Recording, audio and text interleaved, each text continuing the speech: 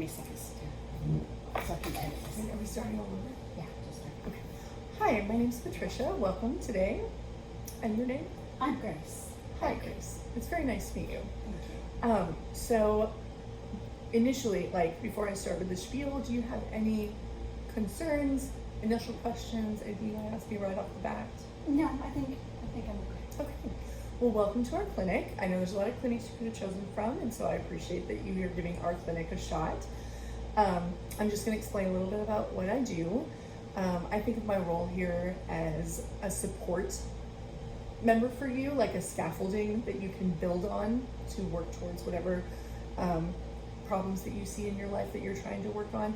I'm not going to tell you what to do in any way, because I believe that you're the expert in your life and you know what's best for yourself. And so I think of myself as just kind of a person who is here to kind of process through whatever it is that you're working on at the moment and just be kind of support staff to help you find those solutions for yourself. Okay. Okay? Yeah. As far as confidentiality, we have complete client practitioner confidentiality. I do take notes, and those notes are used by the insurance company to file for your insurance claim. And so they will be read by the insurance company. And also I do have a supervisor who will read over the notes. But other than that, they're kept in our files and they're not shared with anyone. If by any chance I feel like someone is at risk of being harmed, whether that person is you or someone else, if I feel like you are at risk for harming someone, then I do have to share that information just to make sure that you're safe. Oh, that'll never happen. Gotcha. Also, if you talk to Rebecca at the front desk, she will explain everything about our fees, our cancellation policy. You can give her your insurance information. She'll do the schedule with you. All of that goes through her. Okay. Do you have any questions about anything I've said so far? No, I think I'm good there. Okay. And as far as like, Wait, you said something about cancellation. Yeah. And so I am the sole caregiver of my husband. There is no one else. Okay. And so if I'm lucky, I can get a nurse to come in for an hour or two once a week. And that's all the break I get. So if they don't show up, I'm not going to be here. gotcha. Well, we do have some options. We offer telehealth, which is over Zoom.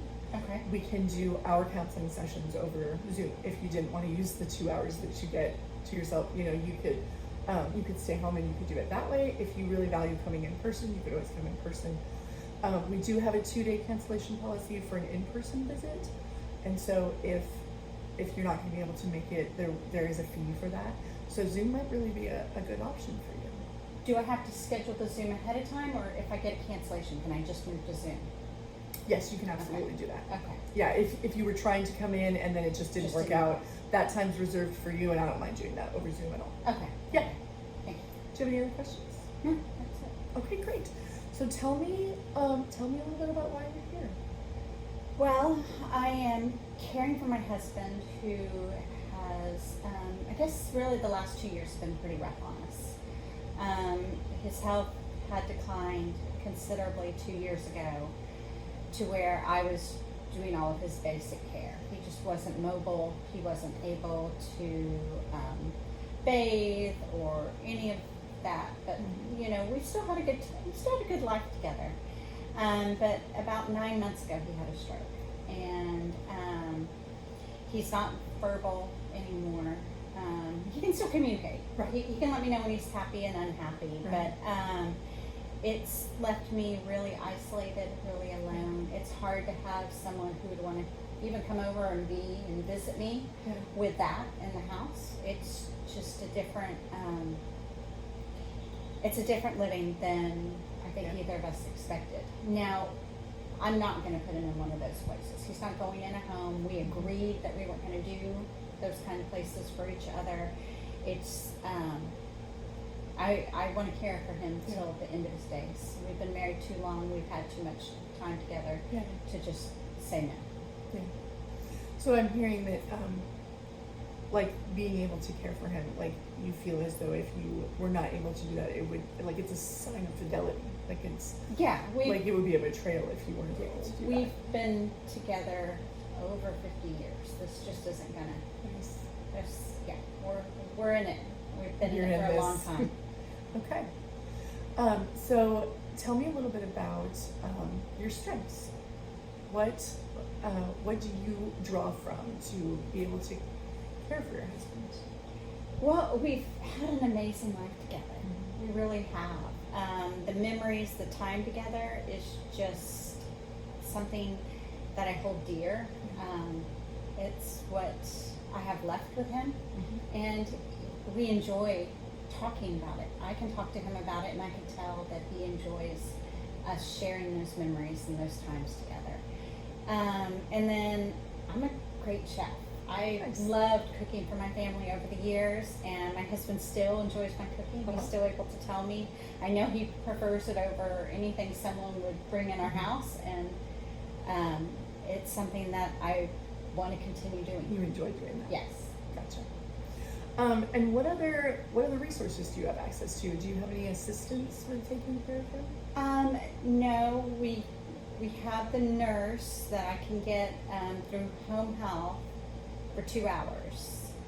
And that's not every week. It's kind of, I see if there's time and they might be able to fit us in. It has to be scheduled way in advance. And then he has physical therapy and occupational therapy that comes in about once a week, sometimes every other week in the house to help him out.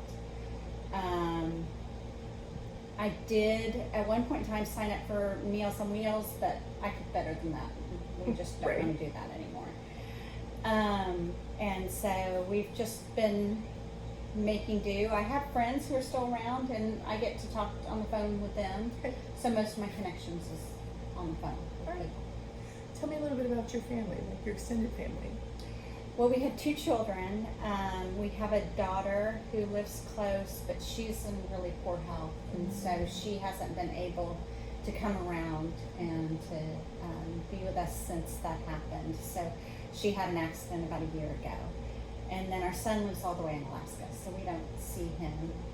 I probably talk to him about once a month, and with his father not able to talk, it's very hard for him even to want to make a call and reach out, because he and his dad are close, and he doesn't have him anymore. That's hard. Gotcha. And are either one of your parents living still? No, but all of our parents are gone, and we took care of his mom when she became a widow. She came in, moved in with us, and so caring for those who need help is just how we live our lives. And she took care of her husband until he passed, and then she came and lived with us. So that's something that's really important to you. Yes. Like oh yes. those are some family values that you want to keep. Oh yes. Yeah. Okay. So what I'm hearing is, well, tell me. So you've told me about your situation, and you've told me about the strengths that you have. How is it going? I'm tired. I'm tired. It can be hard to move him around. Thankfully, I'm strong enough to lift him and to do those things, but that can be very, very difficult. And I'm lonely. Even finding time to visit with a neighbor is hard. Challenging. So the real connection to anyone in the outside world is my phone. Okay. So you're saying that it's very, very important to you that you be able to be there for your husband, and your goal is to take care of him until he passes. Yes. Okay.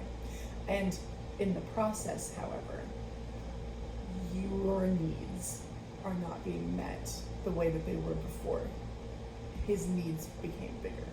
Yes. Okay. So what you maybe want to work on is a way to take care of his needs and provide for him, but not at the sacrifice of your needs as well. Oh, I don't mind sacrifice. Okay. I don't. That's part of the relationship. Yeah. I guess what I need is other ways to reach out and not be so lonely and not be so isolated. sometimes I feel like I'm the only person in the world taking care of someone like this. So you're looking for a support group. Yep.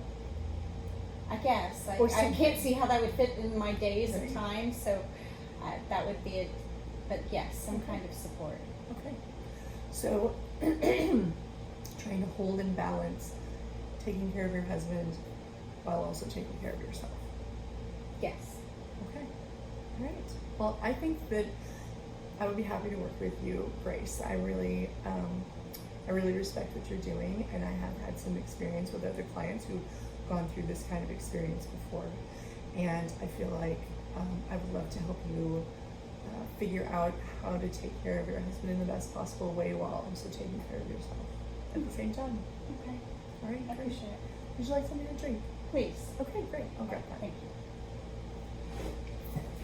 you.